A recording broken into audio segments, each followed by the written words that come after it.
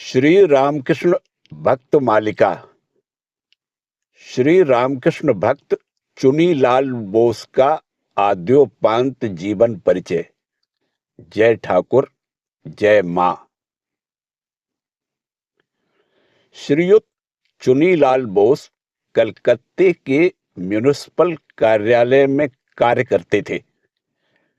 अवकाश मिलने पर वे स्वाभाविक आकर्षणवश साधु दर्शन की अभिलाषा से इधर उधर घूमा करते, या फिर कम से कम एक बार गंगा के किनारे घूम आते थे। उनका यह मनोभाव समझकर एक दिन उनके एक सहकर्मी ने बात बात में कहा, यदि साधु देखना चाहते हो तो रासमणी के काली मंदिर के परमहंस को देख आओ। चुनीलाल को यह मालूम नहीं था कि वह काली मंदिर कहाँ है और वहां कैसे जाया जा सकता है।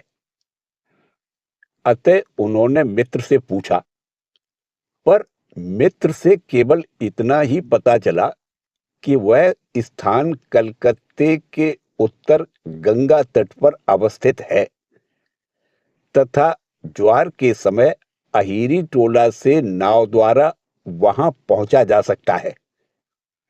वहां दोपहर को जाना आवश्यक था और उसी समय दफ्तर की छुट्टी तथा ज्वार का संयोग होना भी आवश्यक था। अतः जानकारी मिल जाने पर भी दक्षिणेश्वर जाने में उन्हें 2-3 सप्ताह लग गए। एक रविवार को परिस्थितियां अनुकूल देखकर भोजन के बाद वे अहिरी टोला घाट पर आए और मल्लाहों के सादर आवाहन पर नौका में बैठ गए। वे एक अनजान जगह जा रहे थे, फिर इसके पहले कभी नाव द्वारा कहीं नहीं गए थे। अतः उनके मन में काफी उद्वेग था।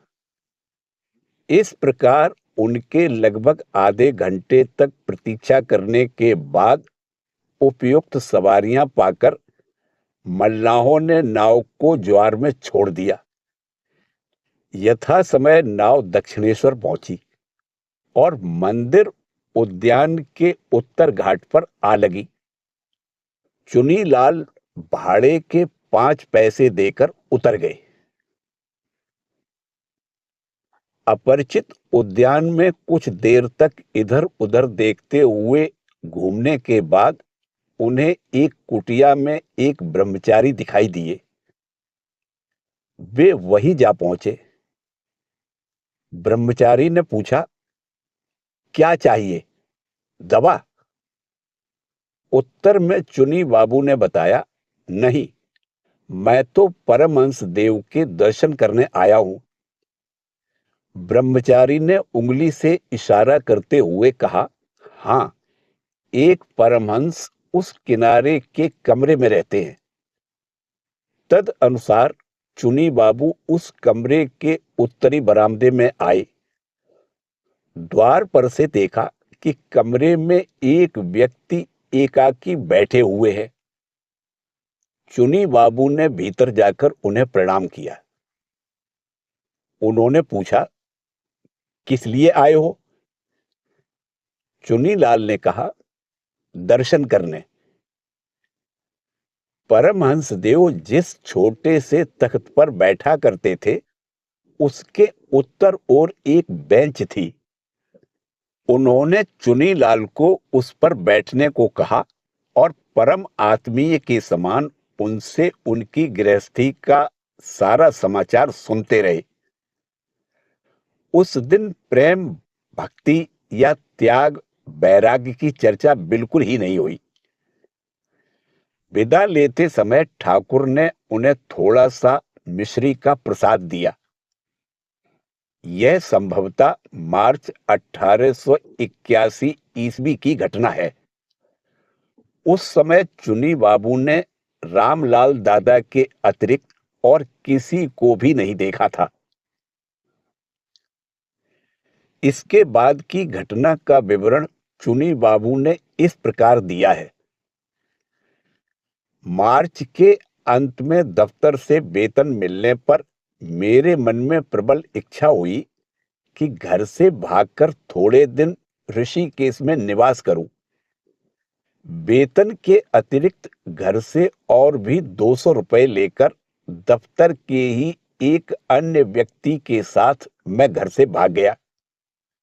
वह व्यक्ति काशी, वृंदावन, हरिद्वार आदि अनेक स्थान देख चुका था और बताया करता था कि उसकी बहुत से लोगों के साथ जान पहचान है।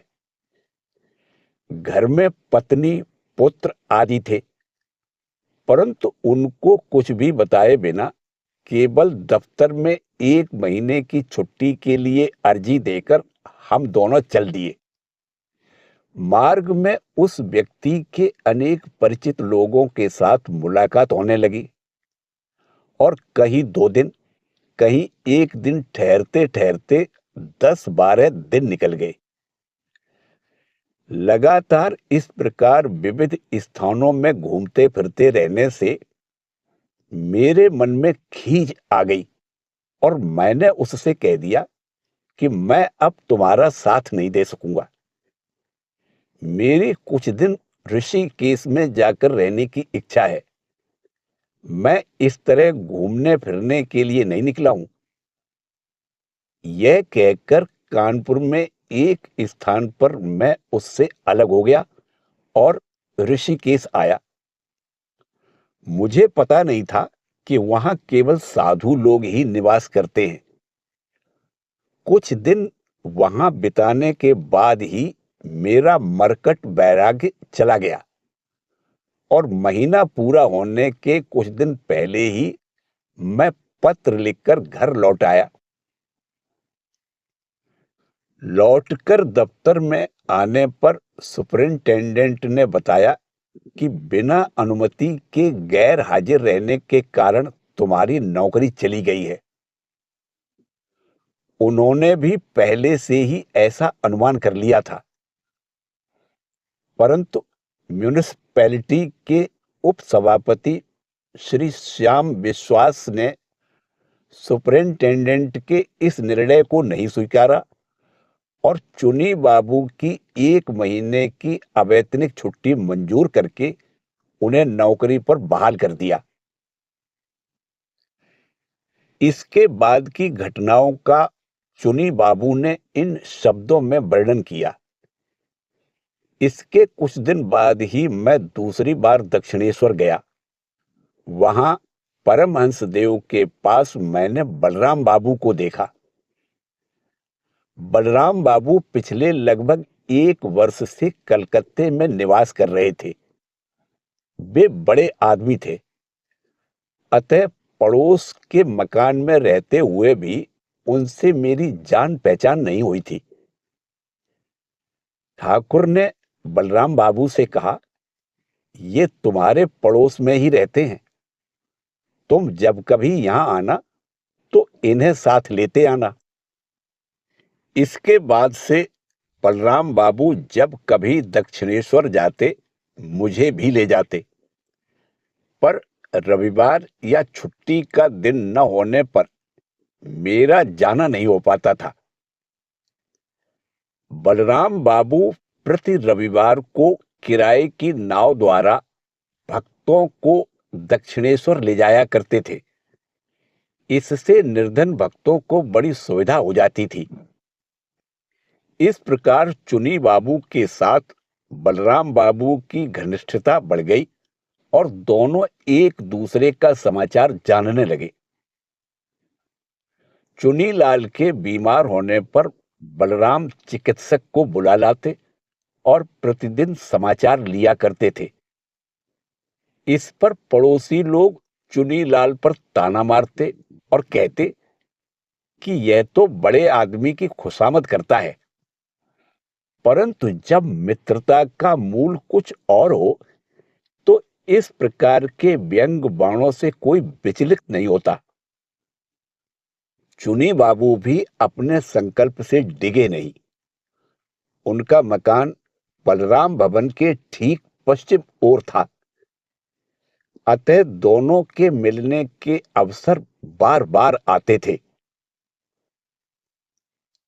श्री रामकृष्ण देव के चरणों में आने के पूर्व ही चुनी बाबू अपने कुल गुरु से मंत्र दीक्षा ले चुके थे तथा शिव संहिता के अनुसार योगाभ्यास किया करते थे। श्री रामकृष्ण देव के दर्शन प्राप्त करने के उपरांत भी उनकी यह साधना जारी ही थी। मांसाहार त्याग कर वे सात्विक जीवन बिताते थे तथा सबके अनजाने पूटे की सिद्धेश्वरी के मंदिर में बैठकर प्राणायाम आदि का अभ्यास किया करते थे।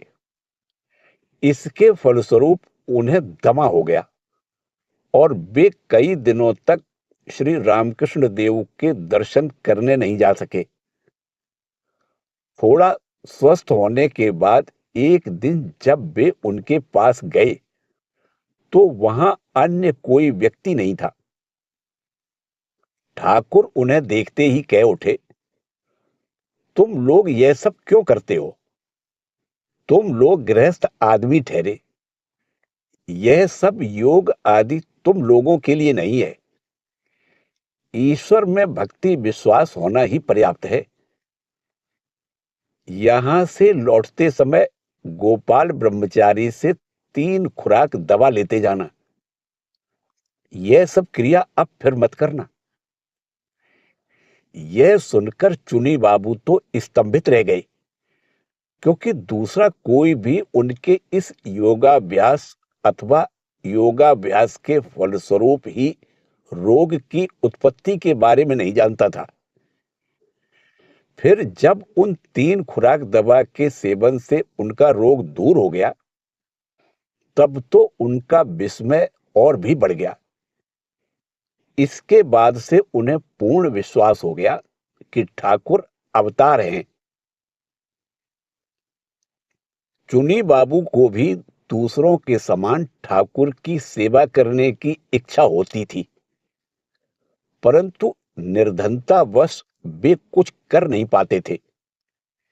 यह जानकर ठाकुर ने भक्त का गौरव बढ़ाने के लिए कि धातु के बर्तन में वे पानी नहीं पी पाते, अतः चुनी लाल उनके लिए एक कांच का गिलास खरीद कर ला दें।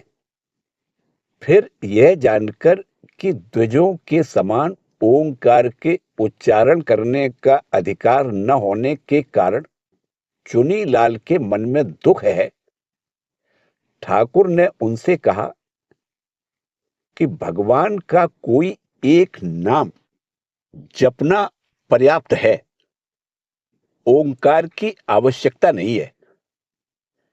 तब से वे ठाकुर के निर्देशानुसार जप, ध्यान तथा ठाकुर के नामोच्चारण के अतिरिक्त और कुछ नहीं करते थे।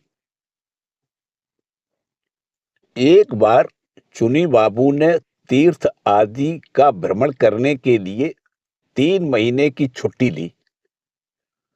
उस समय उनकी सहधर्मिणी अम्ल रोग से पीड़ित थी, अतः उन्होंने उनको साथ लेकर वृंदावन जाने का निश्चय किया।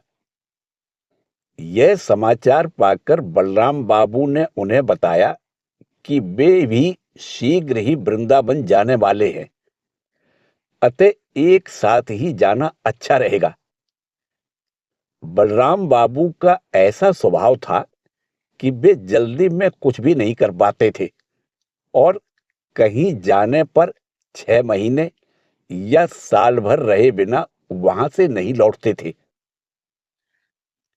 बलराम की प्रतीक्षा करते हुए 2 महीने व्यर्थ में बीत गए।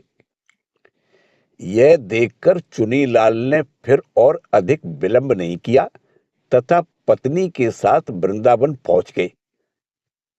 वहां उन लोगों ने कुल 20 दिन बिताए। उन दिनों वृंदावन में तारकनाथ अर्थात स्वामी शिवानंद जी निवास कर रहे थे। गौरी मां भी वही थी। गौरी मां बड़ी तेजस्विनी महिला थी। वे उन लोगों के साथ घूमती हुई उन्हें वृंदावन के दर्शनीय स्थान दिखाती रहती थी। कुछ समय बाद राखाल अर्थात स्वामी ब्रह्मानंद जी को साथ लेकर बलराम बाबू भी सपत्नीक वृंदावन पहुंच गए। चुनी बाबू तथा अन्य सभी लोग काला बाबू का कुंज नामक बलराम बाबू के मकान में निवास करते तथा वही प्रसाद पाते थे।